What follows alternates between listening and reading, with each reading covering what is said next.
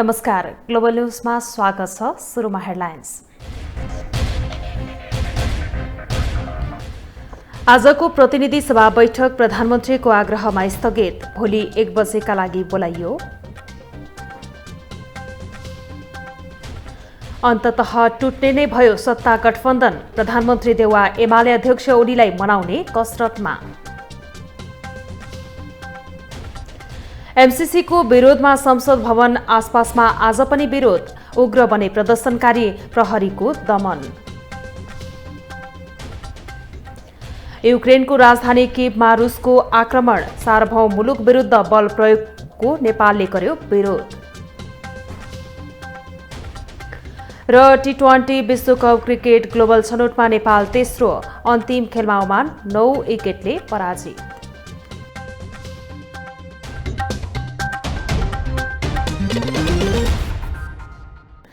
Global news अब विस्तारमा।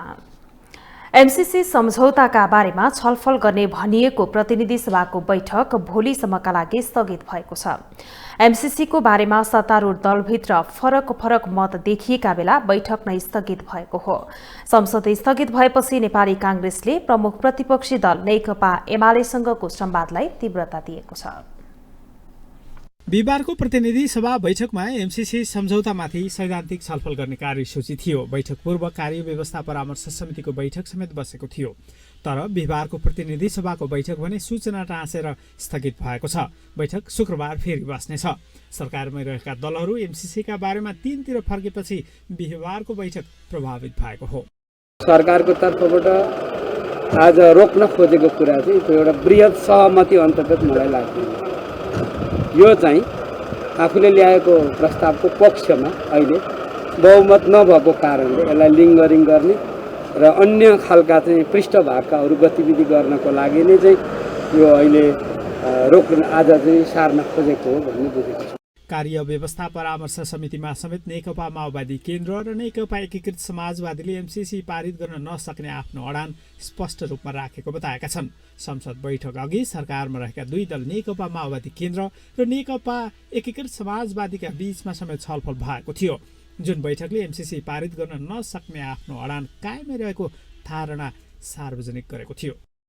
सरकारको प्रस्ताव चाहिँ नि अब टेबल भएको छ, यसको सैद्धान्तिक छलफल हुन्छ। यो प्रक्रिया अगाडि बढेपछि कुन पार्टीले कुन दलले कुन पक्षमा उभिन्छ भन्ने कुरा प्रष्ट हुनु पर्यो। पहिले प्रष्ट भइसकेपछि अनि त्यसपछि थप छलफल भएर थप नयाँ निकास निक्लिन्छ, अरू विधेयक पनि आउँछ। फागुन 16 गतेसम्म संसदबाट एमसीसी अनुमोदन गर्नुपर्ने भए पनि सरकारमै रहेका दलहरू भने तीनतिर फर्केका कारण नेपाली कांग्रेसले प्रमुख प्रतिपक्षी दल नेकपा एमालेसँगको संवादलाई तीव्रता दिएको छ। संसद स्थगित भएपछि कांग्रेस सभापति समेत रहेका प्रधानमन्त्री शेरबहादुर देउवाले एमाले अध्यक्ष केपी शर्मा ओलीसँग संवाद गरेका छन्। प्रधानमन्त्री देउवा र एमाले अध्यक्ष ओलीका बीचमा एमसीसीका बारेमा छलफल भएको बताइएको छ। ग्लोबल टेलिभिजनका लागि क्यामेरामा राजेन्द्र काफ्लेका साथमा अमृत राज काफ्ले, काठमाडौँ। सत्तारूढ गठबन्धन टुट्ने निश्चित प्राय भएको छ। एमसीसी सम्झौता पारित गर्न नसक्ने नेकपा एकीकृत समाजवादी र नेकपा माओवादी केन्द्रको निर्णयपछि कांग्रेसले प्रतिपक्षी दल नेकपा एमालेसँगको छलफल तीव्र बनाएको छ। एमसीसी जसरी पनि पारित गर्ने पक्षमा देखिएको कांग्रेससँग एमालेको सहकार्य हुन सक्ने देखिएको छ। एमसीसी संसदमा टेबल भइसकेको अवस्थामा पनि सरकारमै रहेको नेकपा माओवादी केन्द्रले एमसीसीको विपक्षमा मतदान गर्ने निर्णय गरेको छ।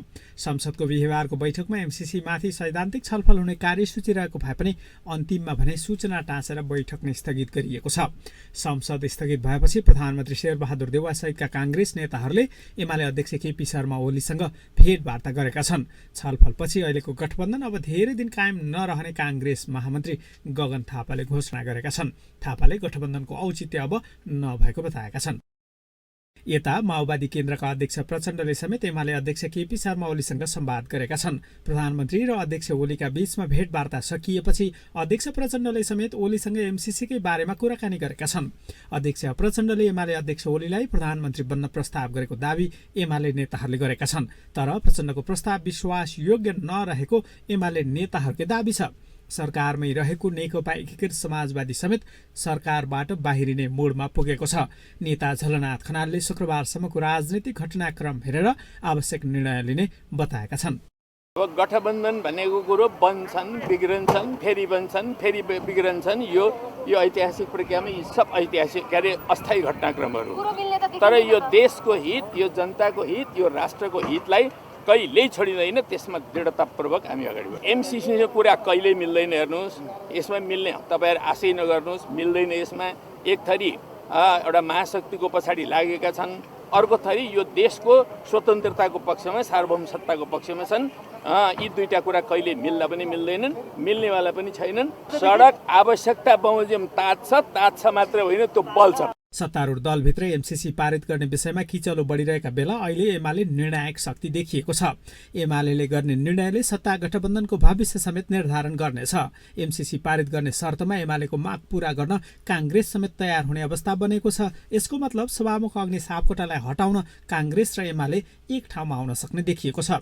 त्यसो हुँदा प्रधान न्यायाधीशमाथि लगाइएको महाभियोग समेत फिर्ता हुन सक्ने आकलन गरिएको छ। ग्लोबल टेलिभिजनका लागि क्यामेरामा राजेन्द्र काफ्लेका साथमा अमृतराज काफ्ले, काठमाडौँ। एमसिसी सम्झौता संसदमा छलफल हुने सम्भावित कार्यसूची सार्वजनिक भएपछि अर्थमन्त्री जनार्दन शर्मा पर्वत पुगे। राष्ट्रिय राजनैतिक एमसिसीकै कारण तरङ्गित भएको र अहिलेको गठबन्धन नै धरापमा परेको भनिएका बेला मन्त्री शर्मा भने पर्वत पुगेर स्काई क्याफेमा रमाएका छन्। परिवारसहित पर्वत पुगेका शर्मा एमसिसी छल्न पर्वत पुगेको बुझ्न कठिन छैन।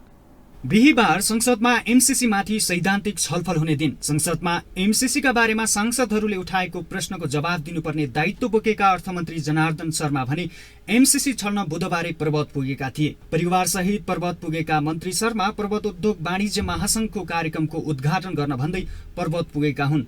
आज हाम्रो अर्थमन्त्रीज्यू र म्याडम हुनुहुन्छ हाम्रो स्काई क्याफेमा, नेपालको फर्स्ट स्काई क्याफे। कस्तो भइरहेछ सर, म्याडम, हजुर? Thank you so much for coming.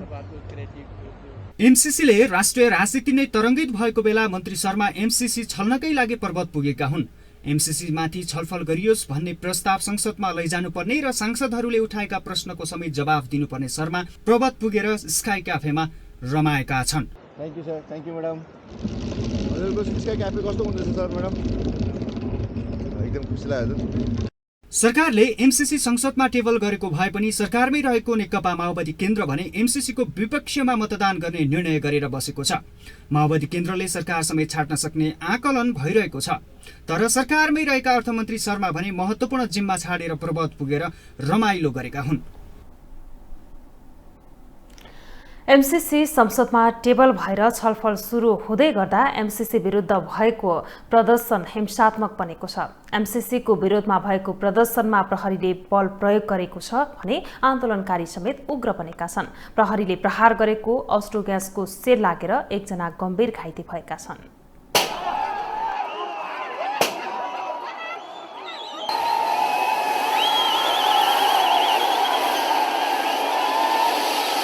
सरकारमै रहेको दलले एमसिसीको विरोध गर्दै सुरु गरेको सडक प्रदर्शन हिंसात्मक भएको छ।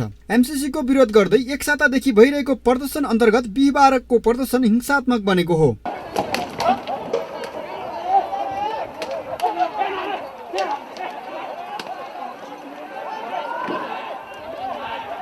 संसद भवन घेराउ गर्न भन्दै विप्लव नेतृत्वको नेकपा सहित सरकारमै रहेको नेकपा माओवादी केन्द्र समेत सडक प्रदर्शनमा उत्रिएको हो। त्यसबाहेक राप्रपाले समेत एमसिसीको विरोध गर्दै प्रदर्शन गरेको छ। प्रदर्शनकारी उग्र बनेपछि प्रहरीले कैयौं सेल अस्युल ग्यास र पानीको फोहरा हानेको छ।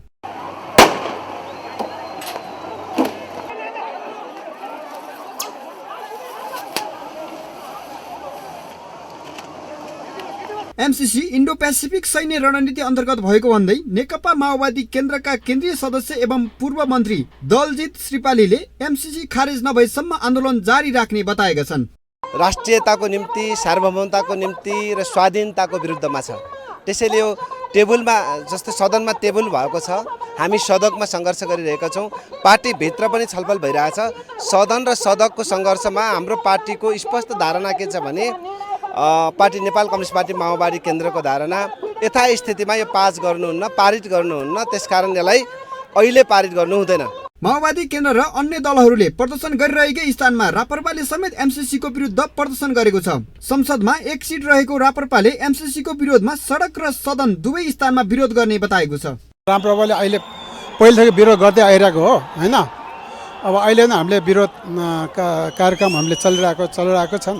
अब अर्को चाहिँ नि कार्यक्रम के हुन्छ भने आज हाम्रो मिटिङ समीक्षा गर्छौँ यो बैठकपछि, त्यसपछि के हुन्छ भने त्यसपछि तय हुन्छ। सरकारले संसदमा एमसीसी टेबल गरेर सैद्धान्तिक छलफल समेत सुरु हुने क्रममा छ। तर सरकारमै रहेको दलले एमसीसीको विपक्षमा मतदान गर्ने निर्णय गरेपछि सत्तारूढ गठबन्धन नै धरापमा पर्ने देखिएको छ भने सडक प्रदर्शन समेत उग्र बन्न थालेको छ। ग्लोबल टेलिभिजनका लागि क्यामेरामा विजय ठकुराठीका साथ कविन्द्र तिमसिना, काठमाडौँ। अब पालो ग्लोबल भोइसको।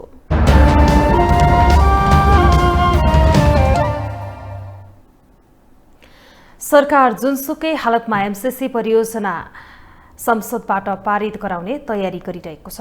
यसका लागि प्रधानमन्त्री शेरबहादुर देउवा दौडधुप गरिरहनु भएको छ। यसै सन्दर्भमा ग्लोबल भोइसमा आज हामीले सोधेका छौं, एमसीसी पास गर्ने सरकारको कसरतलाई के भन्नुहुन्छ? कसैले हुन्छ भन्छ, कसैले हुँदैन भन्छ। यो आएपछि हामीलाई के हुन्छ भनेर डर लागिरहेछ के। अब डर त लागिरहेछ नि, डरलाई पनि आफूले केही गर्न सक्ने होइन।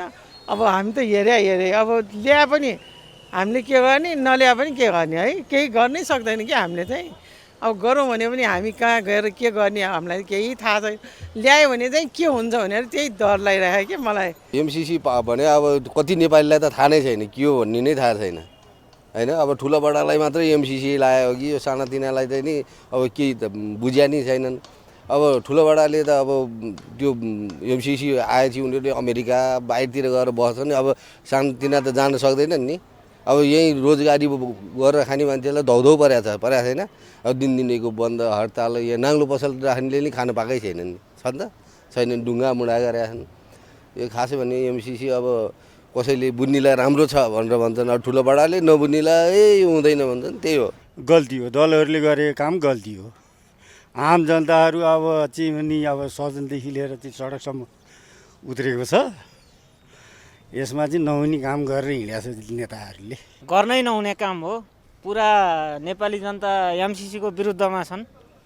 यो राष्ट्रघाती एमसीसी भनेर चाहिँ पुरा जनता आन्दोलित भएको बेलामा जो नेपालको संविधान, नेपालको कानुन भन्दा चाहिँ एमसीसी माथि हुन्छ भनेर भनिसके पछाडि यो जनताले स्वीकार नगरेको चिजलाई चाहिँ यो जबरजस्ती लाद्न खोजिरहेका छन्।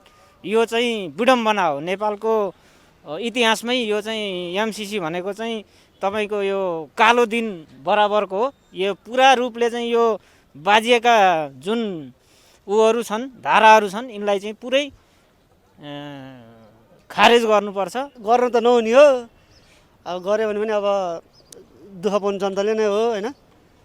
अब यो मूर्खहरूले गरेर खत्तम गर्ने भयो, गर्न नहुने हो जस्तो लाग्छ मलाई चाहिँ। यो एमसीसी भनेको यो देशको लागि एकदमै घातक चिज हो। त्यो हुँदैन भन्ने कुरा म त्यो पक्षमा हो। यो एमसीसी भनेको अमेरिकाले नेपाललाई आफ्नो अधीनमा ल्याउन खोज्दैछन् र यसले चाहिँ नेपालको स्वाधीनतामाथि ठुलो असर गरेको छ। ग्लोबल न्यूजमा अब एकैछिन ब्रेक।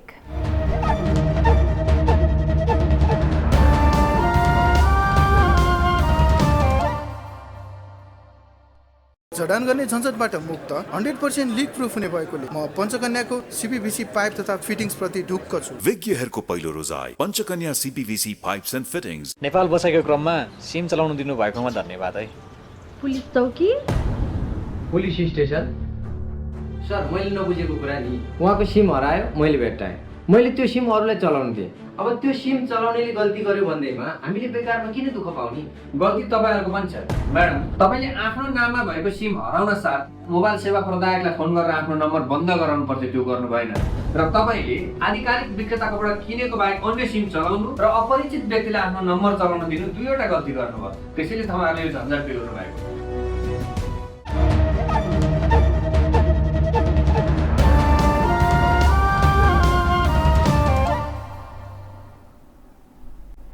ब्रेकपछि स्वागत छ। अब बाँकी न्यूज। निर्वाचन आयोगले स्थानीय तहको निर्वाचनका लागि अर्थ मन्त्रालयसँग 8 अर्ब 95 करोड रुपियाँ भन्दा बढी बजेट माग गरेको छ।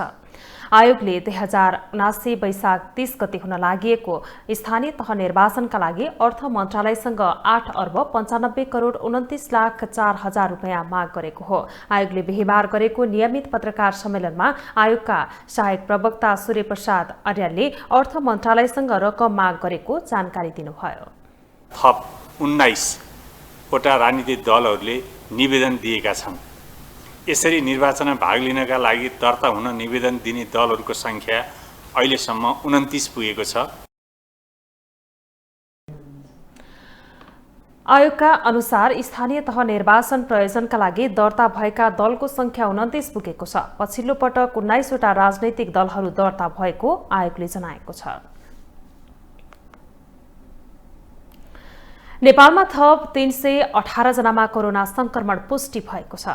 स्वास्थ्य तथा जनसंख्या मन्त्रालयका अनुसार 5508 जनाको पीसीआर परीक्षण गर्दा 151 संक्रमित पाइएका हुन्। यस्तै 2235 जनाको एन्टिजेन परीक्षण गर्दा 167 जनामा संक्रमण पुष्टि भएको छ। 24 घण्टामा 562 जना संक्रमण मुक्त भएका छन्। यो अवधिमा 1 जनाको मृत्यु भएको छ। हाल देशभर 9678 सक्रिय संक्रमित रहेका छन्। अब पालो ग्लोबल सञ्जालको।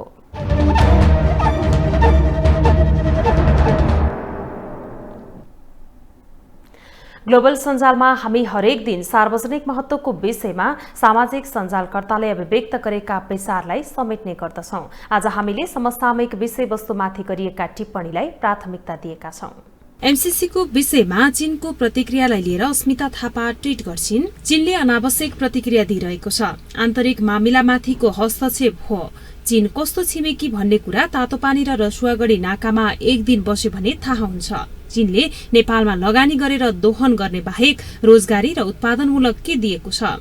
एमसीसी के गर्ने नेपालको आन्तरिक मामिला हो। एमाले एमसीसीको विषयमा विपक्षमा मत जाहेर गरोस् भन्दै राममणि अधिकारी यस्तो विचार राख्छन्। एमाले जनवादी पार्टी भनाउने दल हो भने सदनमा हुने विचारमा भाग लिई एमसीसीको विपक्षमा मत जाहेर गरोस्, अन्यथा राष्ट्रघाती दल साबित हुनेछ। राजनीति दललाई लक्षित गर्दै लक्ष्मण कार्की लेख्छन्, कुनै कुरा देशको हितमा हो कि होइन भन्ने मत पनि सत्तामा हुँदा वा नहुँदा, चुनाव आउँदा वा नआउँदा, गठबन्धन बन्दा वा भत्किँदा फरक हुन्छ र? एमसीसीको विषयलाई लिएर प्रदीप शर्मा आफ्नो विचार राख्छन्। संसद विघटन गरेर एमसीसी पास गरे हुन्छ देउबाज्यू। यो संसदबाट पास हुन माओवादीले दिँदैन, ओलीसँग मिलेर सरकार बनाए हुन्छ। र अन्त्यमा सामाजिक विषयमा विश्लेषक मोमाराम खनाल लेख्छन्, नाबालिकालाई अनेक प्रलोभन मार्फत व्यभिचार गर्ने व्यक्ति जोसुकै होस्, व्यभिचारी नै हुन्छ। कानून बमोजिम सजाय होस्। अब बिजनेस न्यूज।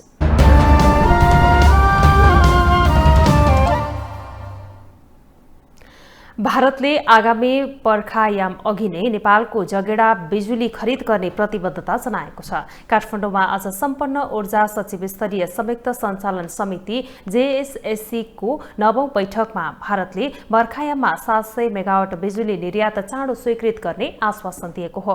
बैठकपछि मन्त्रालयले जारी गरेको विज्ञप्तिमा पनि भारतले अन्तर्देशीय विद्युतीय व्यापार सम्बन्धी प्रचलित नियम अनुसार चाँडो स्वीकृति प्रदान गर्ने सहमति भएको उल्लेख गरिएको छ। भारतमा विद्युत निर्यात गर्न नेपाल विद्युत प्राधिकरणले पेश गरेको विभिन्न निवेदन आउँदो बर्खायाम अगाडि नै स्वीकृत प्रदान गर्न नेपालले आग्रह गर्दै आएको छ। नेपालमा बैठकमा दोस्रो अन्तर्देशीय न्युबुटोल गोरखपुर 400 केबी प्रसारण लाइन निर्माणका लागि आगामी अप्रिल 2022 सम्ममा नेपाल विद्युत प्राधिकरण र भारत सरकारको power grid corporation of India limited power GRIDCO संयुक्त उपक्रमको कम्पनी गठन गरिसक्ने सहमति भएको छ। स्थानीय बजारमा आज सुनको मूल्य प्रति तोला 49,000 रुपैयाँमा कारोबार भएको छ। सुनको मूल्य एकै दिन 2,500 रुपैयाँले बढेको हो भने सुनचाँदी महासंघका अध्यक्ष मणिकरत्न साकेले रूस र युक्रेन बीच युद्ध नै सुरु भएकाले अन्तर्राष्ट्रिय बजारमा सुनको मूल्य बढेको बताउनु भएको हो। उहाँले विश्व अर्थतन्त्रमा नयाँ नयाँ चुनौती थपिँदै गएकाले सुनको माग बढी आउने तथा युद्ध चर्किँदै गएको अवस्थामा सुनको मूल्य घट्ने भन्दा पनि अझ बढ्दै जाने सम्भावना रहेको बताउनु भयो। भइसकेपछि यसले सिधा प्रभाव केमा पार्छ भने सुन चाँदी जस्तो चाहिँ बहुमूल्य धातुहरूको चाहिँ जुन लगानी गर्दाखेरि चाहिँ एउटा सेफ हेभन इन्भेस्टमेन्ट भनेर भन्छ, सारा विश्वको चाहिँ त्यसमा इन्भेस्टमेन्ट गर्दाखेरि आफ्नो लगानीको सुरक्षित पाटोमा राख्नु पर्यो भने मान्छेले विभिन्न लगानी गरेको ठाउँबाट पैसा निकालेर सुन चाँदीको क्षेत्रमा लगानी गर्न थाल्छ र त्यसको प्रभावस्वरूप चाहिँ अब विभिन्न चाहिँ अब अन्तर्राष्ट्रिय सेयर मार्केटको बजारहरूमा पनि सेयरको बजार चाहिँ क्रमशः कम भएको चाहिँ अहिले चाहिँ हामी हेर्दैछौँ, रिपोर्टहरू आइराखेको छ। सुनको मूल्य मात्र नभएर चाँदीको मूल्य पनि प्रति तोला 35 रुपैयाँले बढेर 1315 रुपैयाँमा पुगेको छ। नेपालमा करिब 1.5 वर्ष अघि सुनको मूल्य 49,000 रुपैयाँसम्म पुगेको थियो। शेयर बजार आज करिब 59 अङ्कले घटेको छ। नेप्से आज 58.99 अङ्कले घटेर 2661.44 बिन्दुमा झरेको छ। आज सबै समूहको शेयर घट्दा बजार राताम्य देखिएको छ। बीमा, उत्पादन, माइक्रो फाइनान्स र विकास बैंक समूहको शेयर उच्च अङ्कले ओह्रालो लागेको छ। नेप्से घटे पनि कारोबार रकममा भने सुधार आएको छ। आज 229 कम्पनीका 84,90,000 किता शेयर 4 अर्ब 29 करोड 38 लाख रुपैयाँमा कारोबार भएको छ। सबैभन्दा धेरै नेशनल हाइड्रो पावर कम्पनीको 26 करोड 97 लाख रुपैयाँको शेयर किनबेच भएको छ। यस्तै आज युनिभर्सल पावर कम्पनीको शेयर झण्डै 6% र न्यादी हाइड्रोको शेयर 5.5% घटेको छ। समग्र बजार घट्दा पनि हिमालयन जनरल इन्स्योरेन्स कम्पनीको शेयर झण्डै 10% बढेको छ। अब इन्टरनेशनल न्यूज।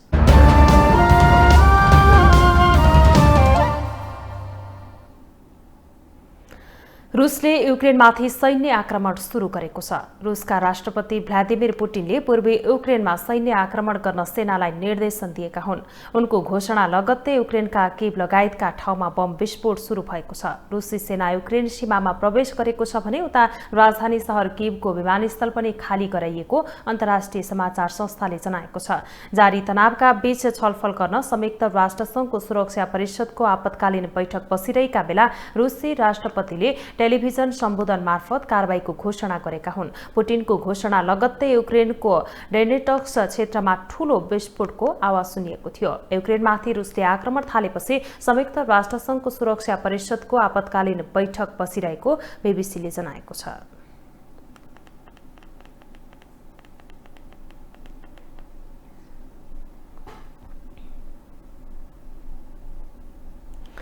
रुसले युक्रेनमा सैन्य कारबाही सुरु गरेको विषयमा नेपालले प्रतिक्रिया जनाएको छ।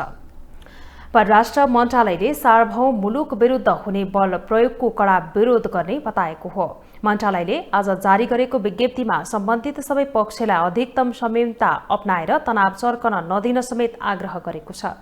कुनै पनि मुलुकको सार्वभौमिकता र भौगोलिक अखण्डता अक्षुण्ण रहेको भन्दै यसको पूर्ण सम्मान हुनुपर्ने पनि नेपालको भनाइरहेको छ। साथै युक्रेनको डेनिस्टक र लुहान्स्कमा स्वतन्त्र राज्यको मान्यता दिने कार्य राष्ट्रसङ्घको बडापत्र विपरीत हुने भन्दै कुनै पनि सार्वभौम मुलुक विरुद्ध हुने बल प्रयोगले नेपालले विरोध गर्ने पनि विज्ञप्तिमा उल्लेख छ।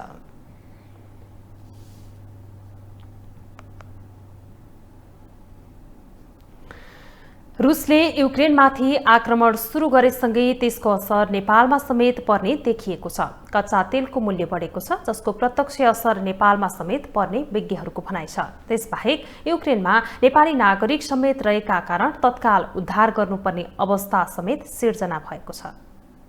रुसले युक्रेनमाथि आक्रमण सुरु गरेसँगै विश्व अर्थतन्त्रमा हलचल मचिएको छ।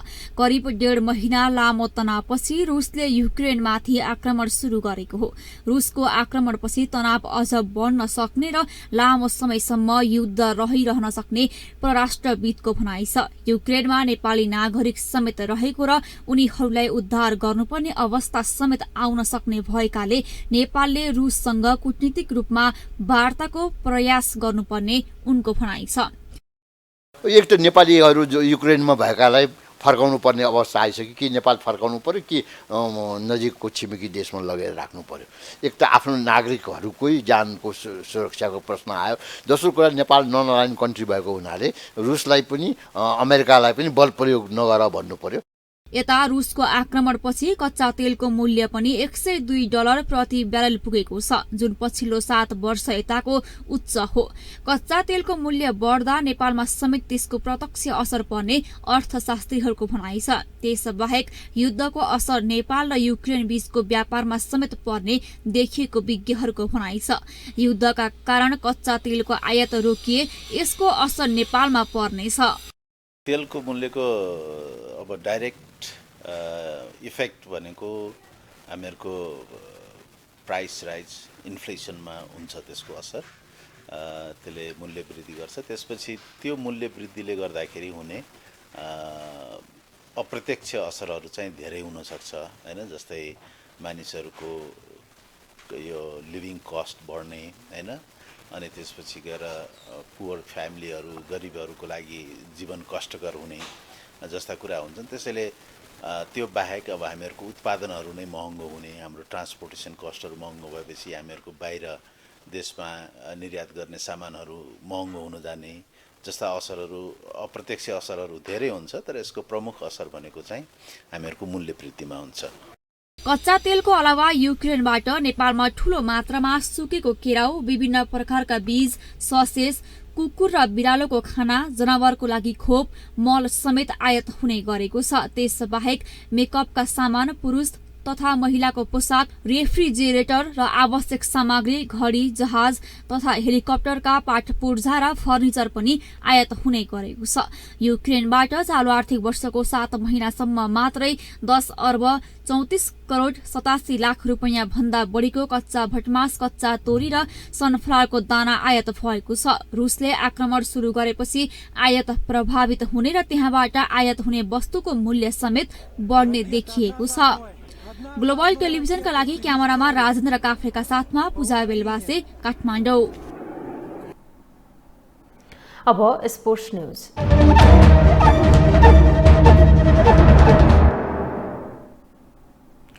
आईसीसी पुरुष टी20 विश्वकप क्रिकेट ग्लोबल छनौट अन्तर्गत तेस्रो स्थानका लागि भएको खेलमा नेपालले ओमानलाई 9 विकेटले हराएको छ।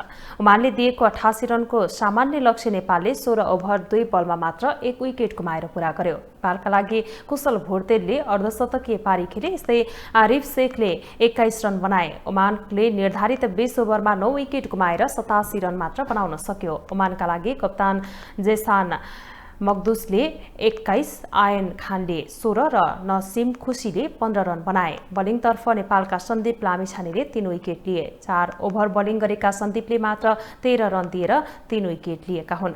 नेपाल विश्वकप छनौटको सेमिफाइनलमा युएईसँग 68 रनले पराजित भएको थियो। यस्तै ओमान आयरल्यान्डसँग 56 रनले पराजित भएको हो। विश्वकप खेल्ने सपना बोकेर ओमान पुगेको नेपाली राष्ट्रिय क्रिकेट टोली मंगलबार युएईसँग सेमिफाइनलमा पराजित भयो। सेमिफाइनलमा पराजित भएपछि नेपालको 8 वर्षपछि टी20 विश्वकप खेल्ने सपना चकनाचुर मात्र भएन, फेरि एकपटक नेपालको ब्याटिङ लाइनमाथि प्रश्न उठेको छ। टी20 विश्वकप क्रिकेट खेल्ने सपना बोकेर ओमान प्रस्थान गरेको नेपाली राष्ट्रिय पुरुष क्रिकेट टोली गत मंगलबार युएईसँग 68 रनले पराजित भएको थियो। सेमिफाइनलमा पराजित भएपछि 8 वर्षपछि दोस्रो पटक विश्वकप खेल्ने सपना चकनाचुर भएको छ। पराजित भएपछि अस्ट्रेलियामा आगामी अक्टोबर 16 देखि नोभेम्बर 13 सम्म हुने आईसीसी टी20 विश्वकप खेल्ने सपना टुटेको थियो। समूह चरणका 3 खेलमा उत्कृष्ट प्रदर्शन गरेको नेपाल युएईसँग पराजित भएपछि फेरि एकपटक नेपालको ब्याटिङमाथि प्रश्न उठेको छ।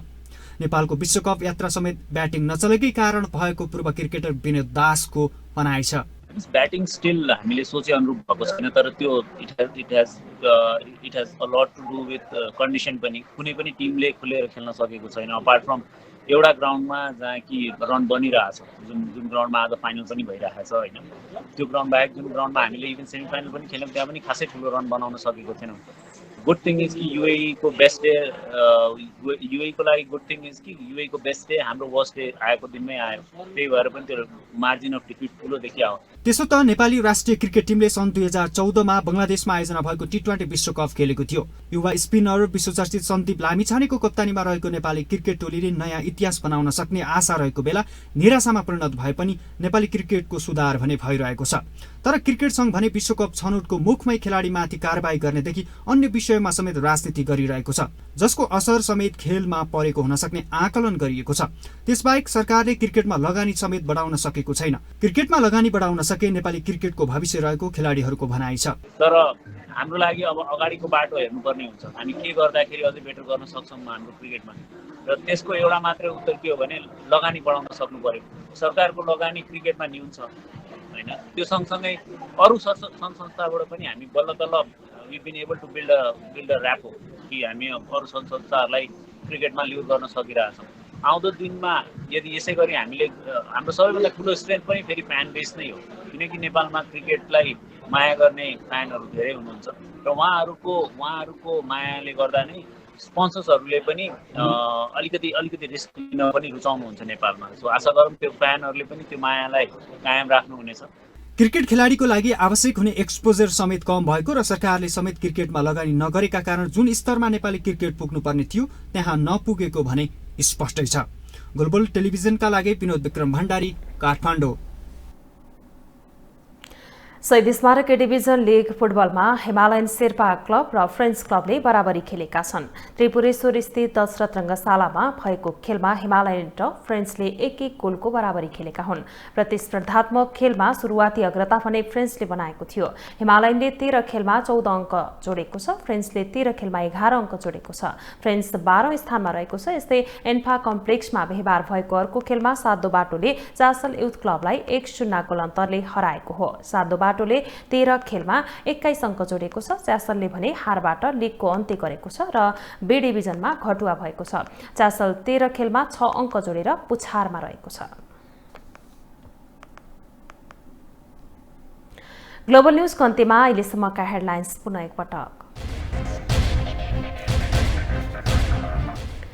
आजको प्रतिनिधि सभा बैठक प्रधानमन्त्रीको आग्रहमा स्थगित, भोलि 1 बजेका लागि बोलाइयो। अन्ततः टुट्ने नै भयो सत्ता गठबन्धन, प्रधानमन्त्री देउवा एमाले अध्यक्ष ओलीलाई मनाउने कसरतमा। एमसीसीको विरोधमा संसद भवन आसपासमा आज पनि विरोध, उग्र बनेपछि प्रदर्शनकारी प्रहरीको दमन।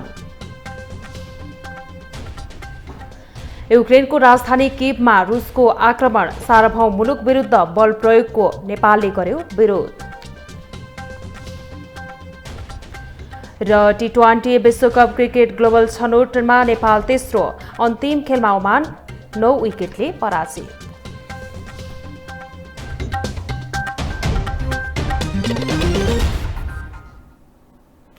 अहिलेलाई ग्लोबल न्यूज यति नै। ग्लोबल टेलिभिजन तपाईँ फेसबुक तथा युट्युबमा पनि प्रत्यक्ष हेर्न सक्नुहुनेछ। ग्लोबल टेलिभिजन हेर्दै गर्नुहोला। नमस्कार।